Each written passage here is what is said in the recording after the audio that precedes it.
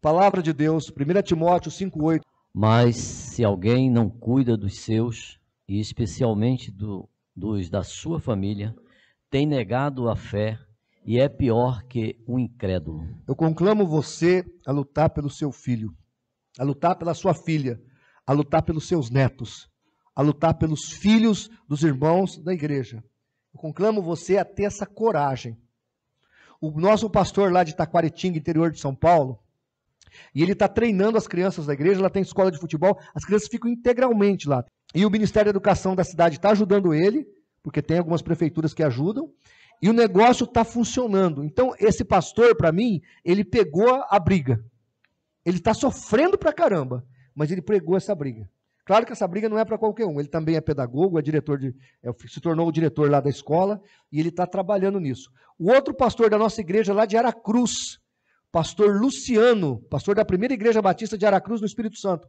Ele foi aquele cara que foi processado 35 vezes. Sabe aquele outdoor que é um guarda-chuva se protegendo do homossexualismo? Do arco-íris cor-de-rosa? Por causa daquele outdoor dentro da escola da igreja, 35 processos. Só 35 processos. E ele escreveu assim, porque o pátio da escola também é a igreja. Ele escreveu assim: a proteção contra a ideologia de gênero é a palavra de Deus. E tem esse guarda-chuva se defendendo do arco-íris. 35 processos. Só que a escola que ele tem em Aracruz, que é um município de 30 mil habitantes, tem acho que quase 300, 500 alunos, e não tem gente na fila querendo botar as crianças lá, e o povo da Grande Vitória vem lá em Aracruz levar as crianças para estudar na escola dele. Tem uns caras malucos nesse país, graças a Deus, que estão enfrentando esse Golias que está aí. Porque nós estamos diante de um Golias, irmãos. Tá certo? Esse governo que está aí é inimigo da igreja. Não é que o outro era melhor, não. Todos os governos não são bons, mas o outro não era inimigo. Mesmo o PSDB, quando esteve no poder, ele não era nosso inimigo. Esse aí faz questão de falar: eu sou inimigo. Vocês são meus inimigos. O Lula disse claramente que ele é inimigo das igrejas. Não é velado, não. Ele quer ser nosso inimigo. E nós precisamos lutar pela nossa família, pelos nossos filhos. Próxima, por favor. A falta de Deus é o inimigo número 1 do lar. Ele se revela quando o ambiente em casa é destituído de espiritualidade. Quando Deus está presente no lar, sente-se uma atmosfera diferente, agradável e santa. O pai e a mãe se unem aos filhos para servirem ao Senhor. Deus é o hóspede invisível, mas real, que domina o ambiente da família. Em cada canto da casa pode-se sentir Deus, a harmonia entre todos, há louvores, a devoção sincera ao Senhor. As coisas de Deus são colocadas em primeiro lugar e o lar é uma continuação da igreja. Porém, eu e minha casa serviremos ao Senhor. Josué 24:15. Presta atenção numa coisa. A minha filha nunca teve problema em ser crente, porque lá em casa nunca houve dúvida sobre a nossa fé. Nunca houve dúvida. Ela nasceu num ambiente onde a fé era indiscutível. Era indiscutível. E nós precisamos entender que a igreja também é lá em casa. A nossa casa é a extensão da igreja. Nós precisamos trazer Jesus para o nosso lar todos os dias. Irmãos, presta atenção no que eu vou te falar. Cuidado quando você vai falar mal da igreja, mal do pastor. Eu sei que não vai ter jeito, então não devia nem falar mal. Mas quando você for falar mal, pega seu marido, pega seu esposo e vai num cantinho assim meio discreto para falar mal. Não fale mal do pastor na frente dos seus filhos. Aí depois você leva ele para a igreja, como é que ele vai ter fé no que o pastor está pregando? Se ele fala, aí o papai falou que esse cara é o maior, nossa, cego, né? Ele não vai ter fé. Está entendendo? E minha filha sempre foi crente. Eu sempre trabalhei ela. Quando ela se encontrou com a teoria da evolução na escola, ela disse assim para a professora, se os macacos evoluíram, os símios evoluíram e viraram homens, por que os macacos de hoje também não evoluem? Né? Uma criança de 14 anos, 13 anos é uma boa pergunta. Aí ela chegou em casa e contou para mim desse problema. Catei a revista Defesa da Fé, que era um antigo periódico do Instituto Cristão de Pesquisas, que eu tenho lá sobre teoria da evolução. Dei para ela ler, ela leu, entendeu, viu que a teoria da evolução tinha várias lacunas e era uma teoria que tinha buracos e falhas. Então ela falou, e agora, pai, como é que meus coleguinhas saberão? Falei, simples, vamos tirar xerox. Quantos colegas tem na sua sala? 40. Bati 50 xerox, grampeamos e fomos na porta da sala de aula entregar. Quando a professora de ciências chegou, nós demos um para ela. Tá? Aí a professora de ciências deu uma olhada, chamou a Rebeca e falou, Rebeca, interessante a sua teoria da criação. Ela falou, pois é, professora, meu pai disse que a senhora deveria ter ensinado as 3 teorias. Aí a professora falou, como 3 teorias? Ela falou, tem 3 teses para que o homem veio existir na Terra. E a sua obrigação, segundo meu pai, a senhora tem ensinado as 3. Ela, não, é porque o currículo do MEC só fala da teoria da criação, da evolução e tal. Aí a minha filha falou, pois é, mas o homem não poderia ter sido plantado aqui por extraterrestres? Essa teoria não existe? Ela existe. E Deus não poderia ter criado a humanidade também? Um designer inteligente não poderia ter criado? Poderia. Por que a senhora não ensinou? A senhora está presa a um currículo que não está certo? Desse jeito, foi nesse nível, sim. E você imagina isso na frente dos outros coleguinhas. Ela transmitiu fé?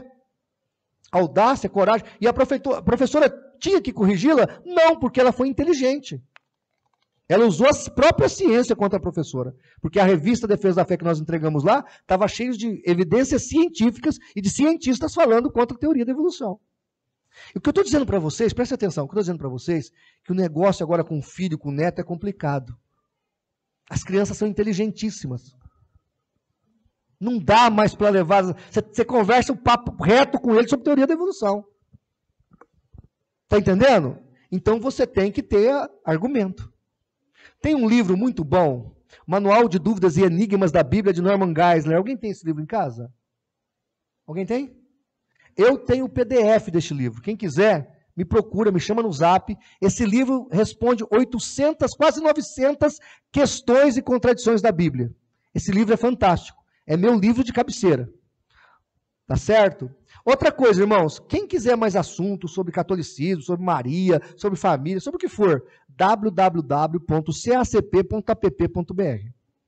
O site tem 25 mil artigos. Você vai na lupinha dentro do site lá, você pode procurar sobre qualquer assunto. A irmã que veio falar de Perfect Liberty, quem que foi? Foi a senhora? Veio falar de Perfect Liberty, já mostrei no site para a senhora? Lá tem. Qualquer assunto que você pensar, lá no cacp.app.br tem. Se você não conhece esse site, vai lá, se cadastre, tá certo aí no app, mas tá app ou .org? Então tá certo já, eu mandei corrigir. Tá certo? Então, irmãos, não percam a oportunidade de ir lá, viu? Próxima, por favor. O inimigo da família número 2. O que seu filho vê na TV celular? O mundo de imaginação e fantasia fascina as crianças que todos os dias estão atentas às imagens do aparelho de TV. Uma máquina inventora de sonhos, que muitas vezes ocupa o espaço do carinho da família e que cria heróis agressivos e violentos, capazes de influenciar o comportamento infantil. Instrui o menino no caminho que deve andar, e até quando envelhecer, não se desviará dele. Provérbios 22:6. Presta atenção numa coisa. Isso aqui pode ser uma bênção, mas isso aqui também pode ser um satanás. Existem aplicativos de controle. Vocês têm aqui, hoje, nesse ambiente, tem 3 TIs. Gente que mexe com tecnologia de informação. Eles podem orientar vocês melhores do que eu, como você trava o celular. Outra coisa, não dê celular para criança muito pequena. E a hora que você der o celular para o seu filho, se você resolver dar, coloca o controle. Irmãos, eu vou contar uma coisa, vocês vão dar risada. Minha filha casou com 27 anos. Ela fez 29 agora, tem 1 ano e meio de casada. 27 anos, ela estava comigo ainda, já estava noiva, ia casar. Meia-noite eu puxava o fio do roteador. Ô pai! Falei, você ainda mora comigo? Eu não sou criança. Falei, não me interessa, aqui em casa só tem meia-noite. Só eu posso ficar depois da meia-noite. Mas pai, eu tenho 27 anos. Pois é, minha filha, quando você casar, tiver sua casa, você deixa o seu filho com 30 anos ficar na internet até as 4 da madrugada. Aqui não. Você vai ler a Bíblia agora, orar, 27 anos. E eu ainda mandava. Tem pai hoje que não consegue controlar o filho com 10.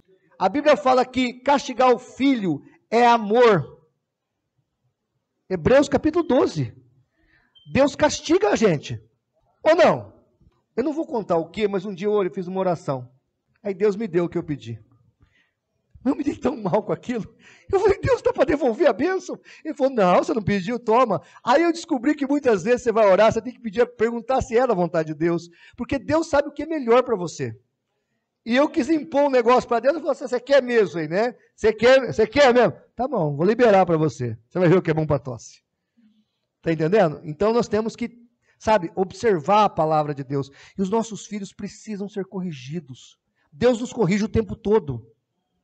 Ou não? Tá certo? Deus nos corrige o tempo todo. Corrija seu filho. Então entendam, nós precisamos manter os nossos filhos. Olha essa criança aí, ó. O bichinho está fulminando na internet. Isso aqui é porta para o mundo. O pedófilo pode estar conversando com essa criança. E você não sabe. Vocês sabem que eu estava aqui, cheguei na sexta-feira de manhã, descansei um pouco. A hora que eu acordei, assim, umas 11 horas da manhã, cheguei às 7 da manhã, o pastor Cleiton me levou lá no hotel, dormi, aí acordei meio sonolento, assim, umas 11 horas, um zap novo da minha filha, DDD da minha cidade, tudo certinho. Pai, é a Rebeca, o meu celular quebrou, eu estou com esse novo aqui até que arruma, com esse número aqui até que arruma num outro, não esquece disso, a gente vai conversar por esse aqui, tá, pai? Aí eu só respondi, tá bom. Nem pensei muito, né? Aí daí um pouco vem outra mensagem, pai, eu preciso pagar um negócio. Preciso pagar um negócio. E é para mim fazer um negócio, uma coisa importante aqui. Ela falou desse jeito, para mim fazer um negócio importante aqui. E eu estou te mandando o Pix, você paga essa pessoa e manda o recibo para mim para eu mandar para ela. Porque é um dinheiro que eu peguei dela, eu tenho que devolver. Eu perguntei, quanto, filha? Ela falou, R$ 3.869. E mandou o Pix da pessoa. Eu estava meio sonolento. Mas sabe por que eu não caí? Porque eu conheço minha filha. Eu sei que a minha filha não fala certas coisas. Eu sei que ela não escreve errado. E eu sei que ela não ia pedir dinheiro sem justificar. Nós precisamos conhecer os nossos filhos. Viver a vida deles. Entrar no quarto deles. Cheirar os nossos filhos. Tem que cheirar, irmãos.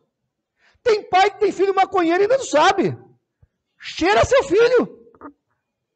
Rebeca, até 27 anos, eu entrava no quarto dela, eu orava por ela, eu impunha as mãos sobre ela, eu era pai dela, enquanto ela esteve, sou pai agora, mas não com a mesma autoridade. Mas eu tinha autoridade sobre a minha filha. Ela estava debaixo da minha tutela. E ela sabia que quem mandava lá era a mãe dela e eu depois. Mas ela sabia disso. Ela sabia disso. Tá certo? Ela tinha essa convicção. Tá? Então, o que acontece? Nós temos que impor respeito. E os filhos querem ver isso. Eles vão testando o limite para ver se você fala, chega! Aqui não! Eu me lembro que quando a Rebeca era mais novinha, um dia ela falou assim para mim, o pai na escola falou que eu tenho direitos e que eu posso denunciar o senhor. Desse jeito ela falou para mim. Eu falei, minha filha, isso aqui é Brasil, não prende nem traficante, quanto mais seu pai que vai te dar umas chineladas agora.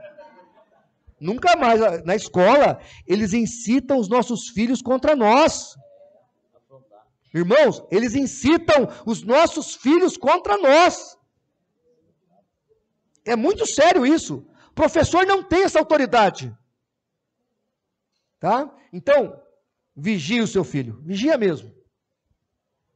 Instala aquele aplicativo de localização, para você ver onde o bichinho está no tempo real. Vocês viram agora que passou não sei se aqui pega, né? Mas passou na Record. Uma moça que falou para a mãe que ia sair com uma amiguinha, ela tinha 15 anos, 15, 16 anos, falou que ia sair com uma amiguinha, que era uma festinha com uma amiguinha, a mãe deixou, e na verdade estava saindo com um cara que pegou o telefone dela no meio da rua, eu acho que acabou morta essa menina, não acharam ela, acho que não acharam ela até agora.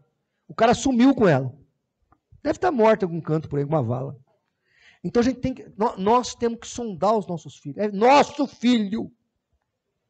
Cheire o seu filho, sonde o seu filho, entre no quarto do seu filho.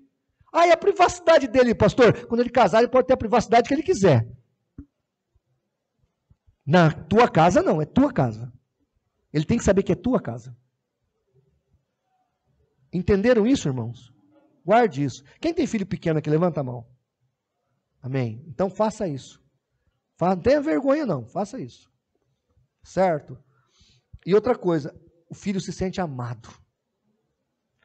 Rebeca, eu tenho o maior orgulho da minha filha, irmãos. Minha filha sempre foi descolada, no sentido assim, ela não tem problema com ela. Ela começou a fazer faculdade, eu paguei o primeiro ano de faculdade para ela. No segundo, ela já foi fazer estágio, eu não paguei nem um centavo. Ela estudou os outros 3 anos de graça, eu não paguei nada. Ela saiu de casa para casar agora, tudo. Não mudou o gasto, porque ela nunca me deu gasto. Minha filha sempre foi uma bênção na minha vida. E casou com um menino maravilhoso, mas não precisa falar para ele, viu, gente? Não precisa, vocês não contem isso para ele, tá? Corta essa parte da gravação, por favor, ele não pode saber disso. Ele é calvinista, mas é maravilhoso, está predestinado aquele menino, sabe? É um menino predestinado, tá certo? Eu ainda vou fazer a cabeça dele para ficar sossegado. Então, assim, mas é um menino, é diácono ele. Ele é diácono. Então, assim, irmãos, eu só tenho que agradecer a Deus. Eu tenho uma família maravilhosa. Certo? Porque a minha casa serve a Deus de verdade. Outra coisa, irmão, acho que vai chegar nessa parte. Quantos maridos aqui a esposa já pegou orando? A esposa já pegou o seu orando? Pegou? Levanta a mão, pode levar, levanta. Muito bem. O senhor não pegou o seu marido orando? Ela pegou o senhor, né, orando? Ah, bom, o senhor não me assusta não, irmão. Por favor, não me assusta não. Nós estamos falando de inclusão, né? Quem mais já pegou o marido orando? A senhora também, irmã? A senhora também? Irmãos, tua esposa tem que pegar você orando. Tem umas irmãs lá na igreja que chega às 4 da madrugada, acorda, o marido está na sala. Ela vai de pezinho, assim, de plica, né? De meia, assim, para ninguém ouvir o sapatinho dela. Ela chega lá, o que o marido está fazendo na sala? Jogando videogame. O marido desse vai ter moral com a esposa? Está sem moral. Agora, quando você pega o seu marido orando, lá em casa eu pus persiana no meu quarto. Porque antigamente, no culto, domingo à tarde, eu fazia meu sermão, eu orava com a janela aberta. Aí a Miriam ficava lá olhando. Eu estou lá no meu momento particular e ela cortava meu barato. Aí o que eu faço agora? Eu fecho a janela, eu ligo o ar-condicionado e eu puxo as persianas. Porque agora ela não fica olhando, mas ela ia me sondando lá. Ela ficava dando risada, me vendo lá no meu momento com Deus, sabe, chorando, né, cantando. Eu estava lá virando de ponta cabeça, tá certo? Eu estava lá, porque lá eu posso, né? E ela estava olhando. Mas a esposa tem que pegar o marido orando. O marido tem que pegar a esposa orando. Está entendendo? Porque se o marido também pegar a esposa sempre futricando com a vizinha, não vai dar certo. O marido já sai para trabalhar, vai, meu Deus, ela vai contar a nossa discussão de ontem para a dona Maria, que vai contar para a dona Zefina, que vai espalhar para o bairro inteiro. Então, cuidado com quem você fala. Tá certo? Próximo, por favor. Perigo da internet para as crianças e adolescentes. Vamos lá. 8% dos menores revela seus dados digitais para qualquer pessoa e mais de 5% já foi assediado por uma pessoa conhecida através da internet. O mais grave é que 76,2% acessam a internet sem a supervisão de um adulto e apenas 21,2% têm algum tipo de controle familiar. Do total, 64,4% navegam de 1 a 2 horas por dia. A maioria, 55%, navegam pela rede com o objetivo de bater papo. 41,6% para jogar, 27,2% para buscar informações, 24,1% para revisar seu correio eletrônico e só 20,2% para estudar. O perigoso é que 8% dos entrevistados respondeu que revela seu endereço eletrônico para qualquer pessoa. E mais, 12,3% já foi a um encontro com uma pessoa conhecida através do bate-papo. Finalmente, 30,5% das crianças e adolescentes entrevistados assinala que tem acesso a material pornográfico. E deste grupo, 92,9% fizeram através de uma cabine pública ou de um celular dado pelos seus pais. Isso é gravíssimo. Isso é antigo, inclusive, mas essas informações não mudaram muito, só pioraram esses dados, né? Mas o fato é, irmãos, que isso aí é uma coisa complicada. Hoje, os jogos da internet, você não joga sozinho. A hora que você conecta, o cara que vai matar o inimigo com você lá é um usuário. E pode ser um cavalão. Tá entendendo? Pode ser o cavalo, como é que chama lá? A dança do cavalo malucão. Pode ser o cavalo malucão, que tá lá jogando joguinho com teu filho. E o moleque tá lá brincando, e dá para conversar. Interatividade. Tá entendendo? E ali, irmão, teu filho pode estar sendo seduzido por um pedófilo. Tá? Próximo, por favor. Tô terminando, viu? Pastor, colocar um adendo aí. E hoje, a coisa está tão complicada e séria que eles fazem agora, pelas tecnologias, né, que está aí, eles fazem as vozes, inclusive de criança. Sim, ele pode mudar a voz. Ele muda a voz. Até os pais estão ouvindo, às vezes, com quem você está falando. Ah, com o meu coleguinha. Isso, é um coleguinha. Aí esse coleguinha, suposto colega, tem uma voz de criança, que muitos pais passam desapercebido disso aí. Coisa gravíssima. Olha aí o que disse esse ativista, lê para mim. Quem é a ativista LGBT que disse: queremos destruir a família, sim. Esse homossexual mitou nas internets da vida aí, nos podcasts da vida, porque ele fala abertamente que quer destruir a família. Marilene Chaui, uma das pensadoras filosóficas do PT, disse que, com todas as letras, que família boa é família incestuosa. Irmãos, no Brasil, pode pesquisar, não é crime o pai se casar com a filha ou a mãe se casar com o filho. Não é crime, não é incesto. Se for de maior, pode o pai se casar com a filha ou a filha se casar, ou a mãe se casar com o filho, no Brasil. Pode irmão casar com um irmão, se for maior de idade. O Brasil é um país pornográfico, prostituto, promíscuo, devasso, imoral, indecente. O Brasil é um lixo do planeta. Nem na África a gente encontra tanto pecado, tanta promiscuidade que nem no Brasil. Aliás, o africano, o asiático, perde de longe para o brasileiro. Eu sei que é duro ouvir isso, mas o Brasil é o lixo da humanidade. Nós somos conhecidos como o país da prostituição. Aquilo que a Damares falou é verdade. Os caras vêm para o Brasil para turismo sexual. Tem empresa que vende pacote. E o cara fala quantos anos ele quer a criança. Eu sei o que é esse trem. Eles querem, veja, eles não querem baixar a menoridade para 16 anos. Para um moleque de 16 anos responder criminalmente. Porque o 16 anos pode votar. Eles ajudaram a botar esse cara lá. Eles não querem diminuir a idade para penal, mas querem, porque hoje no Brasil é assim, até 16 anos é pedofilia. Eles querem mudar isso para 12 anos. Porque eles querem ter relações sexuais com as nossas crianças de 12 anos de idade. Vocês estão entendendo, irmãos? Irmão, os irmãos, me perdoem se tem alguém de esquerda aqui. Não dá, irmãos. Não dá. Eu até entendo se você concorda com a divisão de renda, igual o Marx ensinou. Aquilo é bonito, vai pôr na prática, só tem miséria. Todos os países comunistas são miseráveis. Agora, eu não estou nem ligando para a questão econômica. Eu estou ligando para a questão espiritual. Esses caras querem prostituir os nossos filhos. Vocês estão entendendo a gravidade disso, queridos? Porque o Brasil está entrando numa espiral de perseguição contra a igreja. Vocês acham que o que está acontecendo na Venezuela e na Nicarágua não vai acontecer aqui? Já está acontecendo, irmãos. É gravíssimo esse negócio. Veja, irmãos, agora eu vou contar uma coisa para vocês importante. Os protestantes sempre protegeram as minorias. Quem lutou pelo fim da abolição de escravos foram os protestantes. Nós sempre defendemos as minorias.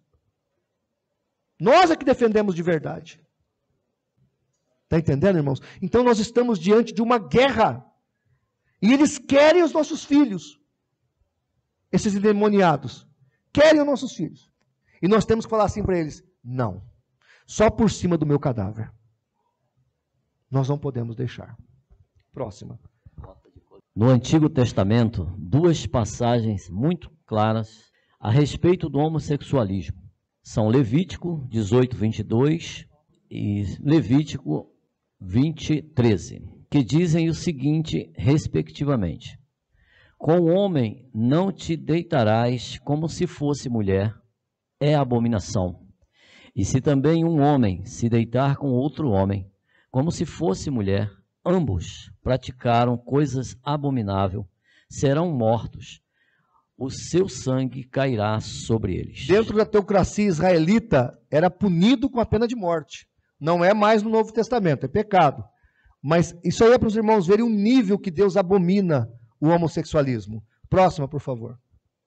Por isso também Deus os entregou às concupiscências de seus corações, à imundícia, para desonrarem seus corpos entre si, pois mudaram a verdade de Deus em mentira, e honraram e serviram mais a criatura do que o Criador, que é bendito eternamente. Amém.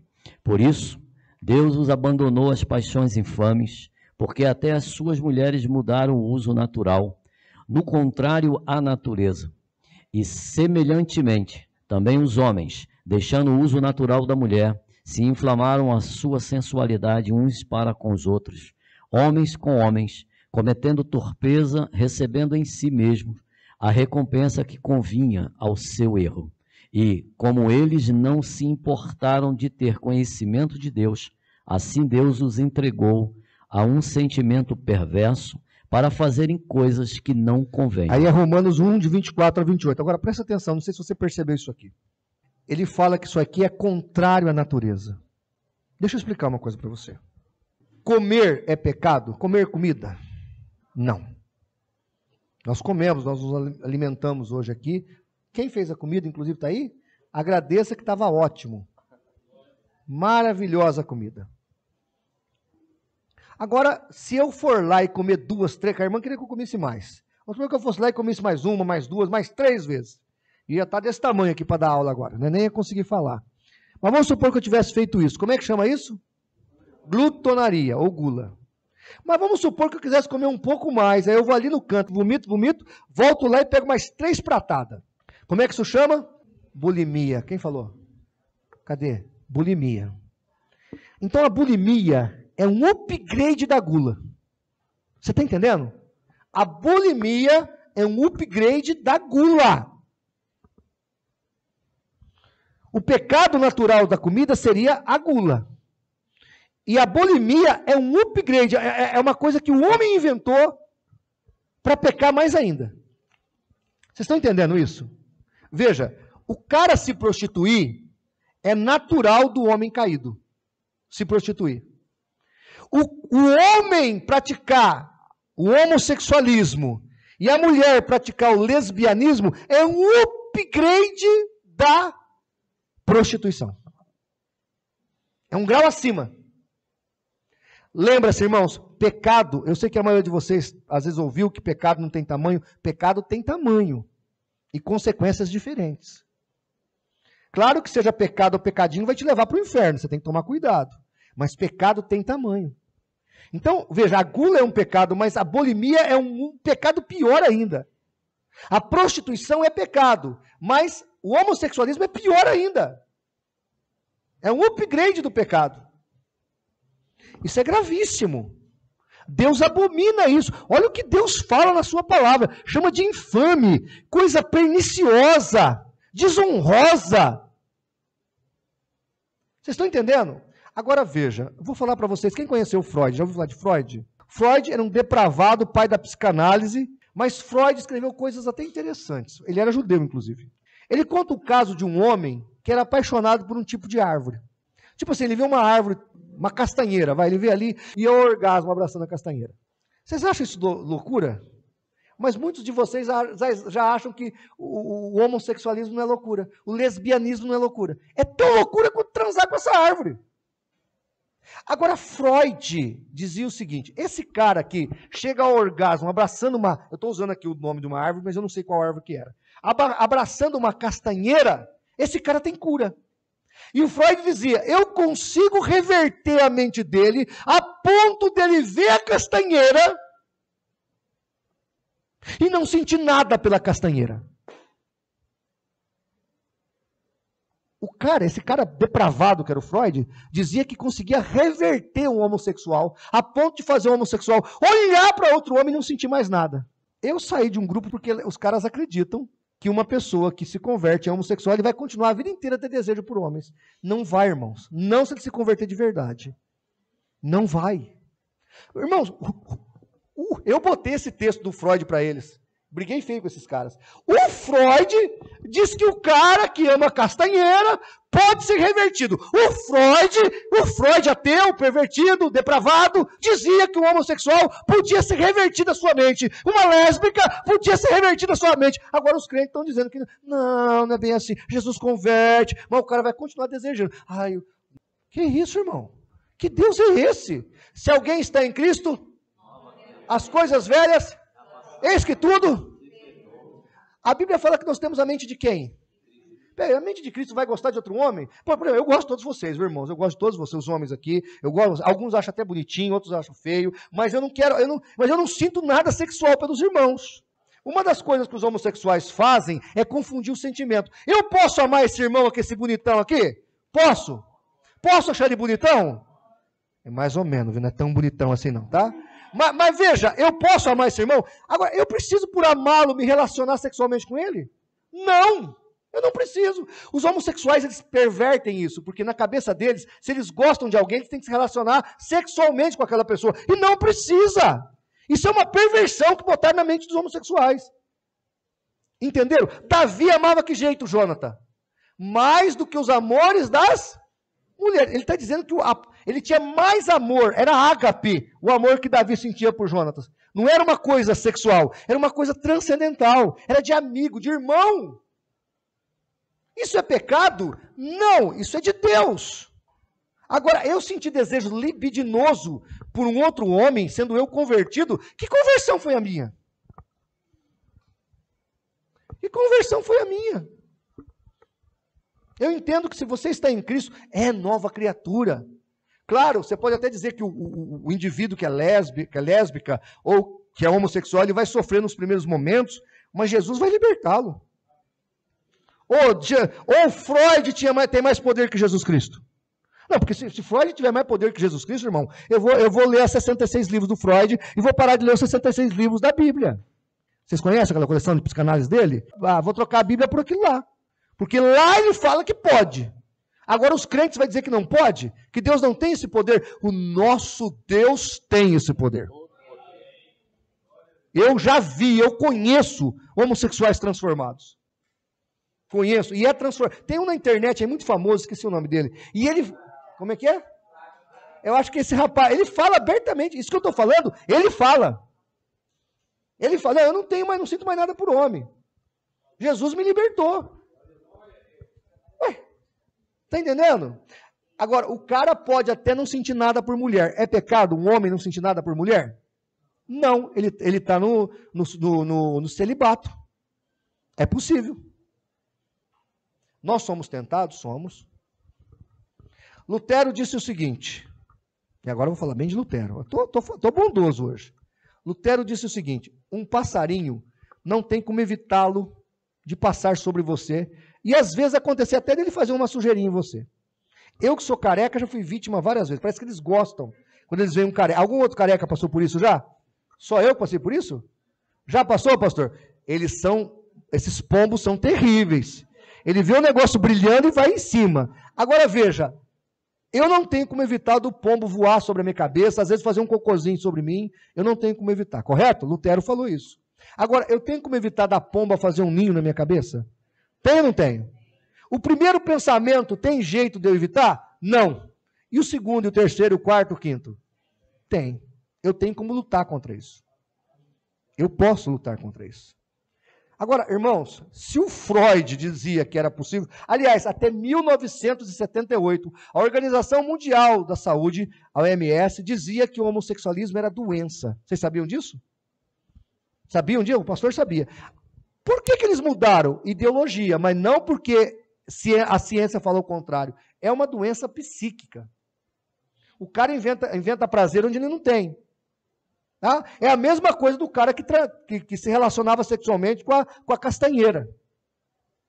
Tá certo? Ele tem cura? Tem cura. E por que Jesus não pode libertar alguém? Jesus ama os homossexuais. Jesus ama as lésbicas. Jesus ama qualquer tipo de pecador. Mas ele tem que querer e se entregar a Jesus e ele vai fazer o milagre. Metanoia significa o quê? Mudança de mente. Passa aí, irmã.